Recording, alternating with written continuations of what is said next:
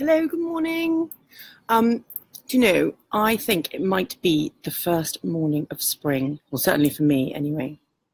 It's I'm in my in-laws garden in Wimbledon, and it's quite a beautiful morning, and I just thought, do you know what, I can hear the birds singing. I'm going to go and do this Facebook Live outside rather than inside. So cheers to spring. I'm still ploughing on through with my Lean In book by Sheryl Sandberg, and I reread a little bit last night, and that was about the concept of done being better than perfect. Now, she asserts that done is better than perfect, and I think I agree with her. But I'm also working with a client in my day job at the moment who is a big fintech company, who is a big fintech company.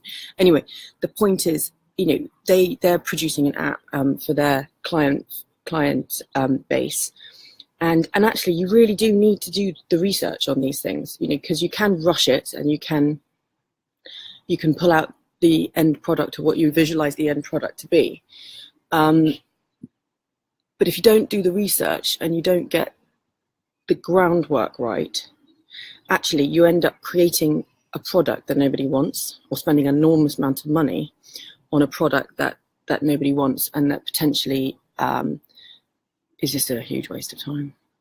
You know, the boss might think that that's what people want, but actually it's not something that people want, so they're not going to use it. So all the money that they invested in creating it isn't going to be any value to anyone. So I guess what today I just want to discuss is just sort of positing this idea of, is done better than perfect? I.e., do you rush in and kind of cobble your idea together? And I think that's probably where the idea of the minimum viable product comes in. You know, you get something that is cheap and cheerful, but that represents your idea, and you get it out there and you get it live as soon as possible.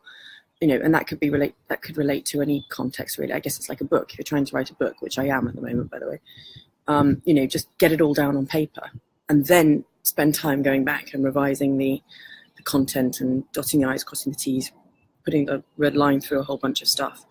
You know, just getting something created is better than sort of sitting around postulating about what it might end up looking like and being. But yeah, I think there's a fine balance there. Anyway, it's just something that I've been thinking about because I absolutely love reading Sheryl Sandberg's Lean In, and there's so much valuable stuff in there. I mean, it's just really helping me. But that kind of concept, done better than perfect, it did really resonate with me, because I think there's an element of me that's a perfectionist. You know, and you can sit around dreaming about how things ought to be and then not doing them because you think, oh my God, everyone's going to be so disappointed because my product that I've created, or my book that I've written, or my business that I've launched, or whatever it might be, is not as amazing as I thought it might be. But actually you can't kind of revisit it and hone it unless you just get something up and running. But that does also conflict with what I'm discussing with a client at the moment, which is we've got to do our groundwork, we've got to do our research too. And then I guess it's a case of marrying them. So thorough research, but just get something live, get the minimum viable product live, whatever context we're talking about. But I'd be really interested in other people's opinions on that. Is done better than perfect?